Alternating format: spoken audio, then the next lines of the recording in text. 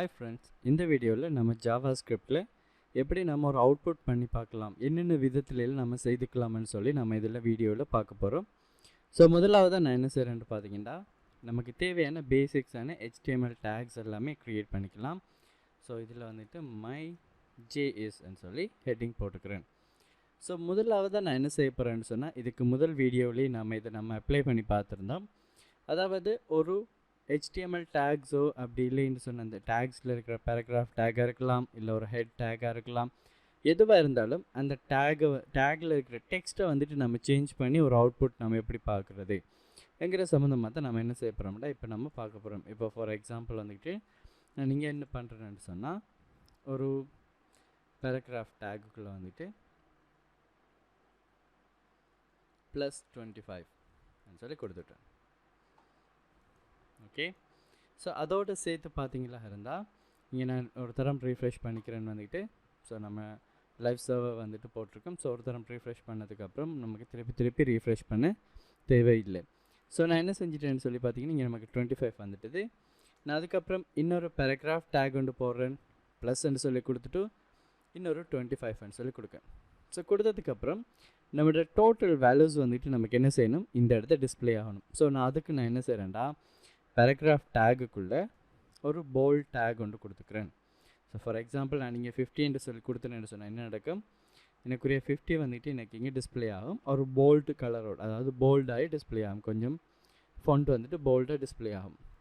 But அதுக்கு பதிலாக நான் என்ன செய்யணும்னு சொல்லி பார்த்தீங்கன்னா, JavaScript ஊடாக அந்த வேல்யூஸை எப்படி நம்ம ஆட் பண்ணிக்கலாம் என்று சொல்கிறத நம்ம இங்கே பார்க்க போகிறோம். ஸோ அதுக்கு நான் என்ன செய்கிறேன்டா, ஐடி ஒன்று கொடுத்துக்கிறேன், மை டோட்டல் சொல்லி அதுக்கு பேர் கொடுத்துட்டேன். நான் 50 என்ன செய்கிறேன், இங்கேருந்து அழிச்சு விட்டுட்டேன். ஸோ அழிச்சு விட்டதும் எனக்கு என்ன செய்துட்டு இங்கேருந்து 50 போயிடுச்சு. இப்போ நான் முதலாவது வேயில் வந்துட்டு நம்ம என்ன செய்ய போகிறோம், இந்த அவுட்புட்டை கொண்டு வர போகிறோம். ஸோ அதுக்காக ஸ்கிரிப்ட் டேக்கை ஓப்பன் பண்ணிக்கிறேன். ஓப்பன் பண்ணிவிட்டு இங்கே நான் என்ன செய்ய போகிறேன், டாக்குமெண்ட்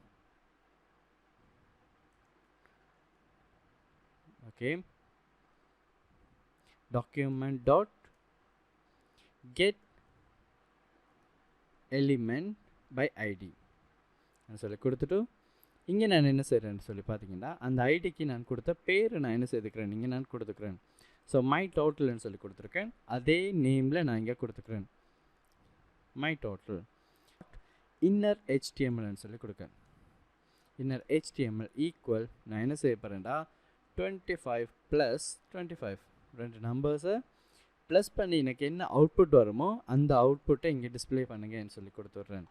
ஸோ கொடுத்ததும் பாருங்கள், எனக்கு இங்கே 50 சொல்கிற விட வந்துட்டு எனக்கு என்ன செய்திருக்கு, டிஸ்பிளே ஆகிருக்கு.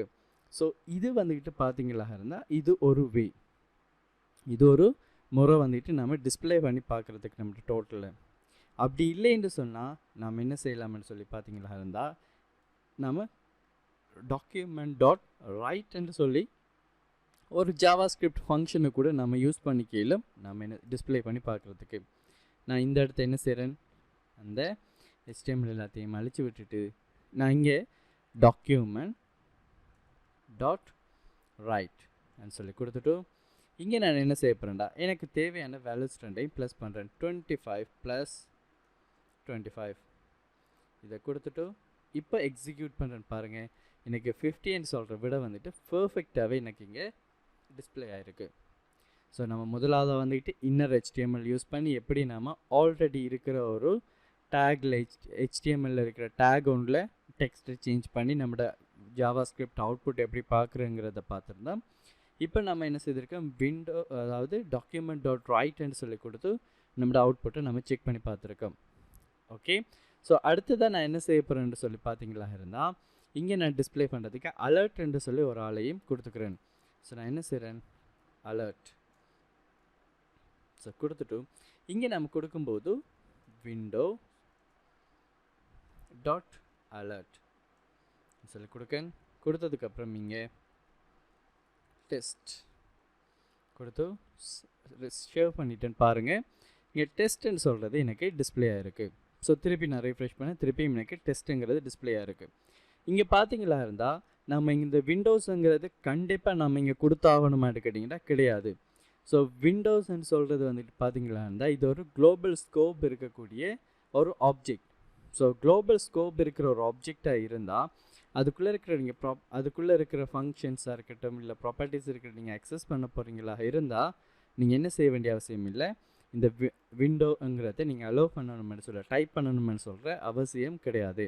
ஸோ நம்ம அதுக்கு பதிலாக என்ன செய்யலாம், டைரெக்டாகவே நம்மளோட அலர்ட்டை கொடுத்துக்கலாம். அதாவது டைரெக்டாகவே நம்ம மெசேஜ் பாக்ஸ் மூலமாக ஜாவாஸ்கிரிப்டில் இருக்கிற அந்த அவுட்புட்டை நம்ம டிஸ்பிளே பண்ணி பார்த்துக்கலாம். ஸோ நான் என்ன செய்கிறேன், அலர்ட்னு சொல்லி கொடுத்துக்கிறேன். ஸோ கொடுத்துட்டு 25 + 25 நீங்கள் இங்கே கூட நீங்கள் என்ன செய்துக்கலாம், இந்த ப்ளஸ் ஆப்ரேட்டர்ஸ் அதாவது அடிஷன் ஆப்ரேட்டர்ஸ் யூஸ் பண்ணி பார்த்துக்கலாம். ஸோ இங்கே நான் யூஸ் பண்ணும்போது பாருங்கள், இங்கே எனக்கு 50ன்னு சொல்கிற விட வந்துட்டு எனக்கு டிஸ்பிளே ஆகிருக்கு. ஸோ இதுவும் ஒரு பர்ஃபெக்டான வே வந்துட்டு டிஸ்பிளே பண்ணி பார்க்குறதுக்கு. ஸோ அடுத்ததாக பார்த்தீங்களா இருந்தால் நம்ம டீபக்கிங் பண்ணும்போது எப்படி நம்ம ஜாவாஸ்கிரிப்ட்லேருந்து அவுட்புட் நம்ம பார்த்துக்குவோம் ரெண்டு சொல்கிறத நம்ம என்ன செய்ய போகிறோம், இங்கே நம்ம பார்க்க போகிறோம். ஸோ இங்கே நான் என்ன யூஸ் பண்ணுறேன்னு பாருங்கள், console.logன்னு சொல்லி யூஸ் பண்ணுறேன். console.log. ஸோ ஆல்ரெடி நீங்கள் இப்போ நான் இங்கே 25 + 25 கொடுக்கேன்.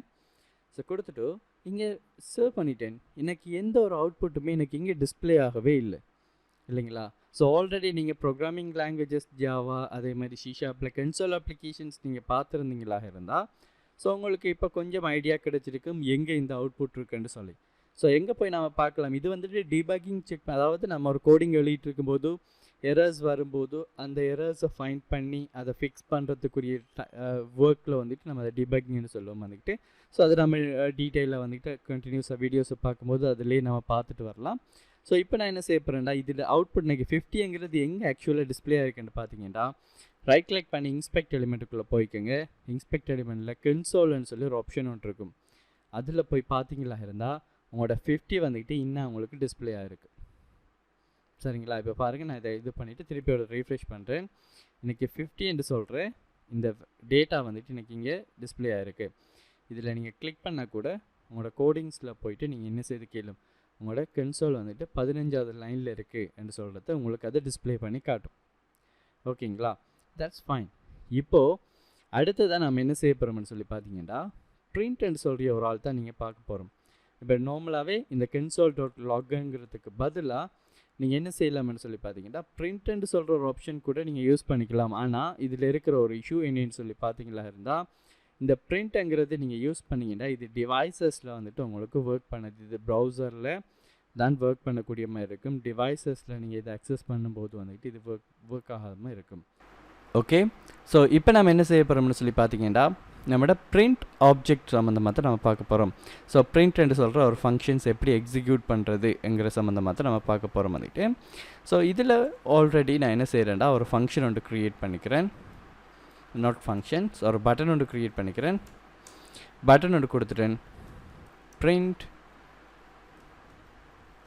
ஓகே பிரிண்ட் மீன்னு சொல்லி ஒரு பட்டன் ஒன்று கொடுத்துக்கலாம்.